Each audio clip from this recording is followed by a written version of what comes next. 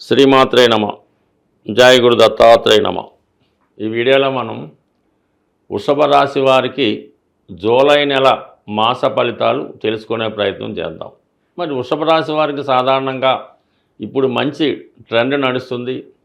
వీరు చేపట్టిన ప్రతి కార్యం విజయవంతం అవడం, సొసైటీలో మంచి నేమ్ అండ్ ఫ్రేమ్ సంపాదించే విధంగా అన్ని రాశులతో పోల్చుకున్నప్పుడు చాలా ఉత్తమమైనటువంటి స్థితి ఇప్పుడు ఈ వృషభ రాశి వారికి ఉండడం జరుగుతుంది.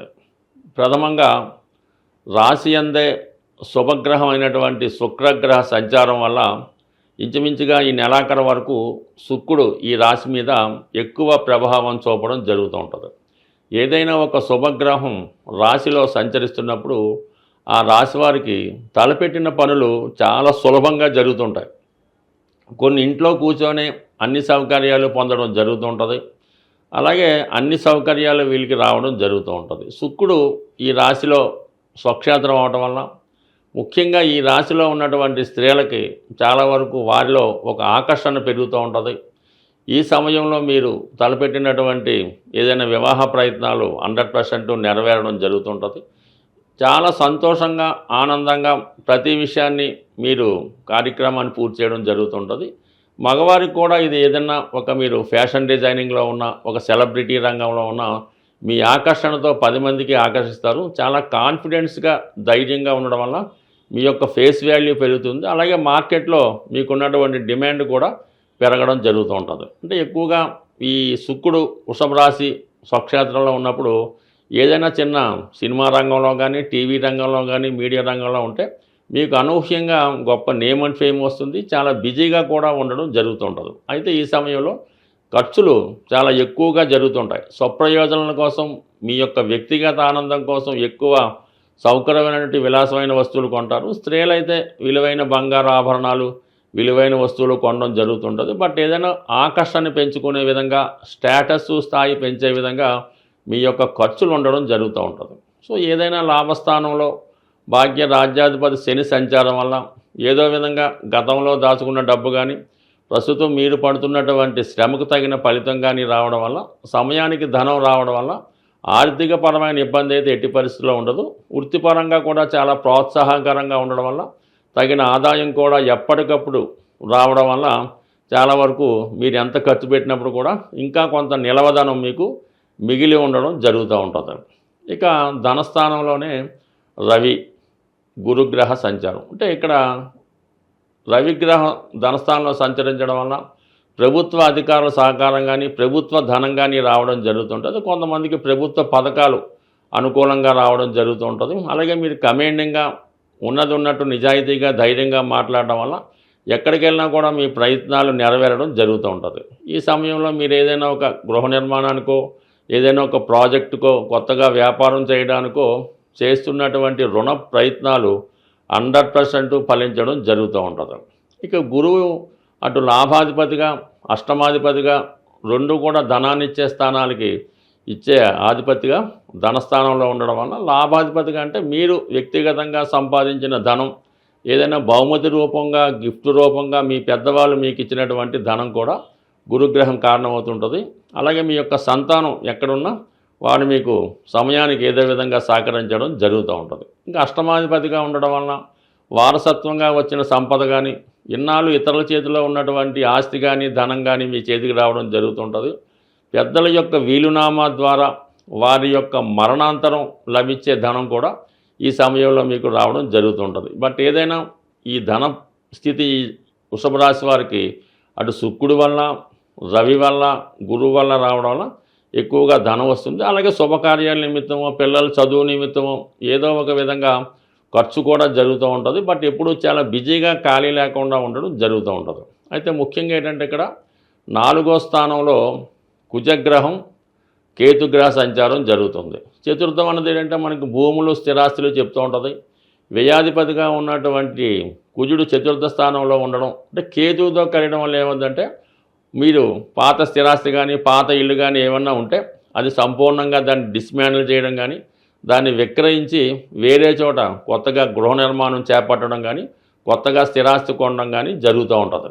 అయితే ఇక్కడ మీకు ఏదైనా ఒక పట్టణ ప్రాంతంలోనో చాలా బిజీగా ఉన్నట్టు ప్రాంతంలో స్థిరాస్తి కొని దాంట్లో మీరు కొత్తగా స్థిరాస్తి కొనే ప్రయత్నం 100% జరుగుతూ ఉంటుంది. బట్ అలాగే భూముల మీద స్థిరాస్తుల మీద ఏమైనా డిస్ప్యూట్స్ ఉన్నా, మీ యొక్క స్థిరాస్తి ఇతరుల ఆధీనంలో ఉన్నా అది మీరు ఈ సమయంలో స్వాధీనం చేసుకొని దానికి సంబంధించినటువంటి మంచి కార్యక్రమాలు కానీ అమ్మకాలు కొనుగోలు నిర్వహిస్తారు. ఇది రియల్ ఎస్టేట్ రంగంలో ఉన్న వాళ్ళకి చాలా అనుకూలంగా ఉండే అవకాశం ఉంది. ఇక బుధుడు మరి తృతీయ స్థానంలో ఉండడం వల్ల మీరిచ్చే సలహాల వల్ల ఇతరులు చాలా వరకు లబ్ధి పొందుతూ ఉంటారు. కొన్ని తప్పనిసరి పరిస్థితుల్లో ఎక్కువగా ప్రయాణాలు చేయవలసి ఉంటుంది. అలాగే మీ కుటుంబంలో ఒకరికి దూర ప్రాంతంలో అవకాశం కానీ ఏదైనా కొత్త ఉద్యోగం లాంటిది రావడం వల్ల వారు వేరే ప్రాంతానికి మైగ్రేట్ అయ్యి అక్కడ వారు స్థిర నివాసం ఏర్పాటు చేసుకోవడం జరుగుతూ ఉంటుంది. అయితే కొన్ని సందర్భాల్లో ఏదైనా ధన విషయంలో నమ్మక ద్రోహం వల్ల కానీ మోసం వల్ల కానీ కొంత ధన నష్టం జరిగే అవకాశం ఉంది. కాబట్టి సాధ్యమైనంత వరకు మీరు ధన విషయంలో ఇతరుల చేతికి డబ్బులు ఇవ్వడం కానీ, ఈ బ్లాంక్ చెక్కులు బ్లాంక్ ప్రో నోట్లు సంతకాలు పెట్టడం కానీ, ఎవరికైనా షూరిటీ పెట్టడం కానీ చేయడం వల్ల ఈ సమయంలో దాని ప్రభావం వల్ల కొంత మోసం ద్వారా ధన నష్టం జరిగే అవకాశం ఉంటుంది. సాధారణంగా మనకి ఈ గ్రహాల యొక్క సంచరిస్తున్నప్పుడు గ్రహాల యొక్క అనుకూలత కొరకు ఆ నెలలో కొన్ని ముఖ్యమైనటువంటి పండగలు కానీ కొన్ని పర్వదినాలు కానీ రావడం జరుగుతూ ఉంటుంది. మరి మనం ఏ నెలలో అయితే సమస్యలతో ఉన్నామో ఆ నెలలో వచ్చినటువంటి కామన్గా మాస శివరాత్రి, సంకష్ట చతుర్థి కామన్గా చేసుకుంటూ మరి ప్రత్యేకంగా ఈ జూలై నెల 25వ తారీఖు నుంచి అంటే జూలై 25 నుంచి శ్రావణ మాసం ప్రారంభమవుతుంది.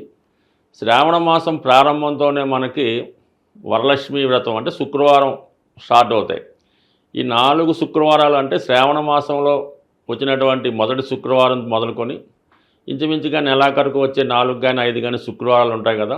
ఆ శుక్రవారాలు స్త్రీ పురుష భేదం లేకుండా ప్రతి ఒక్కరూ విధి విధానంగా అమ్మవారిని పూజించుకోవడం, అంటే ఇంటికాడ వ్రతం చేసుకున్న వాళ్ళు చేసుకుంటారు, లేని వాళ్ళు అమ్మవారి ఆలయం దర్శించి అమ్మవారికి మీకు కలిగిన విధంగా ఏదో విధంగా అమ్మవారికి కానుకలు సమర్పించి మరి ఆ రోజంతా నియమంగా ఉండడం వలన వీలైతే ఆ రోజు కనకదార స్తోత్రం పారాయణ చేయడం వల్ల కానీ ఏదన్నా మీ యొక్క కుటుంబంలో స్త్రీలకి అంటే మీకు మదరో సిస్టరో వదిన గారులకో ఏదో ఒక శుక్రవారం వాళ్ళకి చీర జాకెట్ అటువంటి పశు సంబంధించినటువంటి కానుకలు ఇవ్వడం వల్ల అంటే ముఖ్యంగా మీరు శ్రావణ మాసంలో మీ కుటుంబంలో ఉన్నటువంటి స్త్రీలని సంతోషపెట్టడం వల్ల మీ ఇంట్లో ధనలక్ష్మి కొలువు ఉంటుంది, మీకు కూడా ఏదో విధంగా ఐశ్వర్యం కలిసి వస్తుంది. అలాగే ఇది మొత్తం నెలంతా కూడా ఆషాఢ మాసం ఉంటుంది కాబట్టి ఈ ఆషాఢ మాసంలో కూడా ఇది అమ్మవార్లకి ఇష్టమైన రోజు కాబట్టి అలాగే వారాహి నవరాత్రులు కూడా ఇదే సమయంలో అటు ఇటుగా జరుగుతుంటాయి. వీటన్నిటిలో మీరు మీ గ్రామదేవత ఎవరైతే ఉంటారో మీ కులదేవత ఎవరైతే ఉంటారో ఆ దేవాలయాన్ని దర్శించి అమ్మవారికి ఒడిబియ్యం సమర్పించడం వల్ల ఏదైనా మనం ఈ లక్ష్మీ స్వరూపాలైనటువంటి అమ్మవారిని పూజించుకోవడం వల్లకి అనువైనటువంటి రోజులు ఈ శ్రావణ మాసం అలాగే ఆషాఢ మాసం. అందువల్ల కంపల్సరిగా మీ గ్రామ దేవతను సందర్శించుకొని ఆ అమ్మవారి యొక్క ఆశీస్సులు పొందడం వల్ల ఆర్థిక పరంగా చాలా సక్సెస్ పొందడం జరుగుతూ ఉంటుంది. అలాగే వీలైతే ఈ నెలలో ఏదో ఒక సోమవారం కానీ ఏ రోజన్నా పర్లేదు శివాలయంలో మారేడు దళాలతో శివుణ్ణి అభిషేకం చేయడం వల్ల మీకు ఎటువంటి ఆర్థికపరమైన సమస్య ఉన్నా తొలగిపోయే అవకాశం ఉంటుంది. స్వస్తి.